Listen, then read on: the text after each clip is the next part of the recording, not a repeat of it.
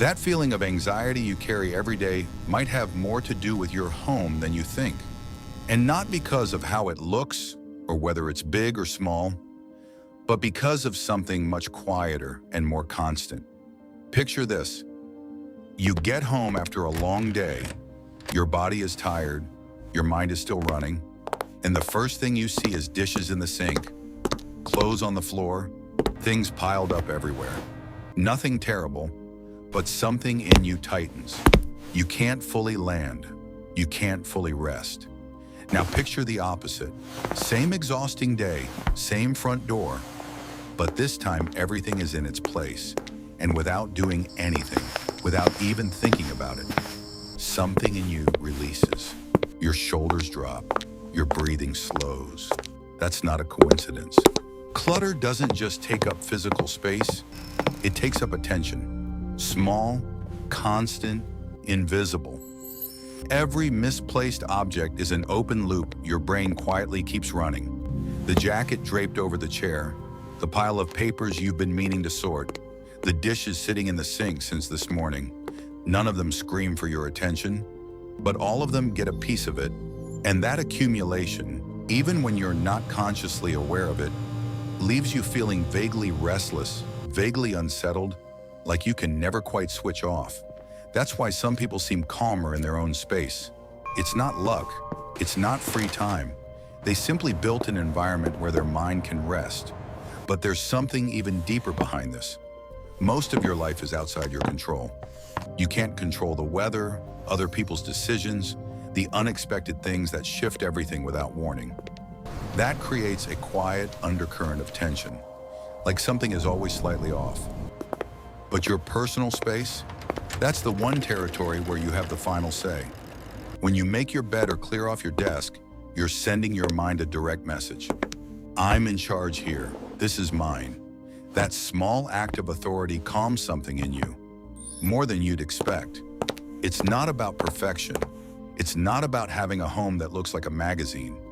It's about the feeling you get when you walk into a space that tells you, everything is okay here. You're safe here. You can breathe here. And that feeling matters more than most people realize, especially for those who carry a lot of tension from the outside world. When your job is unpredictable, when your relationships are complicated, when the news makes everything feel unstable, your home becomes the one place where your nervous system is allowed to stop bracing, but only if the space itself supports that. A chaotic environment keeps your brain in low-level alert mode. A calm one gives it permission to finally let go. There's also something that doesn't get talked about enough: the relationship between your environment and your sleep.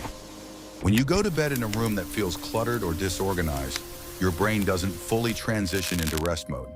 It stays partially activated, scanning, processing, cataloging.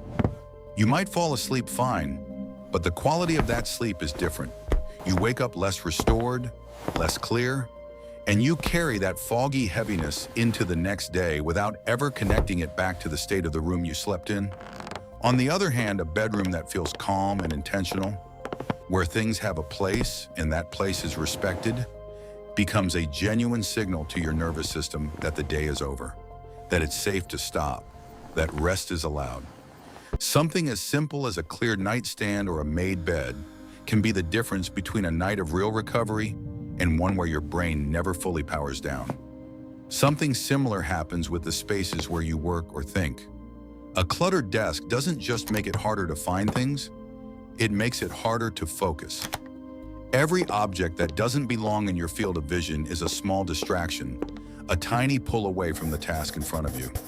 Researchers have found that visual complexity increases cognitive load, meaning your brain is working harder just to process the environment, leaving less capacity for actual thinking. That's why some of the most productive people are almost obsessive about keeping their workspace clear.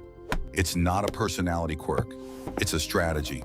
A clear surface signals a clear intention, and that clarity transfers directly into the quality of your work and the depth of your concentration. But here's what matters most. This isn't about cleaning more, it's about living differently inside your space. Most people work like this. They let things pile up, then make one big effort. They get tired, they get frustrated, and they end up back at the same point.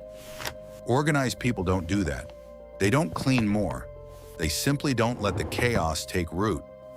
Instead of seeing tidiness as a big task, they make it immediate. You use something, you put it back. You make a mess, you deal with it.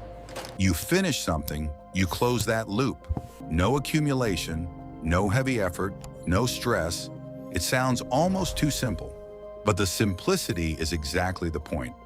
When you stop waiting for the right moment to tidy up and start treating small actions as part of your natural rhythm, everything shifts. You're no longer fighting against your environment, you're moving with it. The kitchen counter gets wiped down not because it's a chore, but because leaving it dirty feels wrong now. The floor stays clear not because someone told you to keep it that way, but because you've experienced what it feels like when it isn't. You start making choices based on how you want to feel, not based on how long you can tolerate the mess. And little by little, that changes how you see yourself. You start noticing that you keep small daily promises to yourself. And that builds something stronger than discipline. It builds personal trust. You no longer need motivation for something that's already part of who you are. A lot of people say, I'm just a messy person, but in reality, they've only repeated that pattern for too long. Repeat the opposite and you can change it.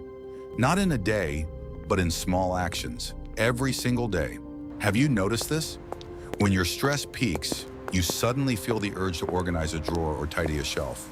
It works, every time. Your mind is looking for order, and it starts on the outside. Because the physical act of organizing brings immediate calm. There's something grounding about it. You pick something up, you put it where it belongs, and for a moment the noise in your head quiets down. It's not a cure. It's not a replacement for addressing what's actually stressing you, but it's a real and immediate tool. One that's available to you at any moment, in any room of your home. So instead of thinking I have to clean the whole house, try this. Choose one corner, the nightstand beside your bed, the corner of your desk, and don't let it get messy. Just that. It's not cleaning, it's maintenance. Do it for a few days and pay attention to what shifts. Not just in your space, but in how you feel. You might be surprised by how much clarity comes from something that small. Because your environment doesn't just reflect your life, it shapes it.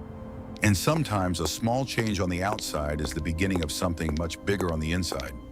If this kind of content speaks to you, subscribe and turn on notifications. There's a lot more coming. And tell me in the comments, which part of your home best reflects how you're feeling right now? See you in the next video.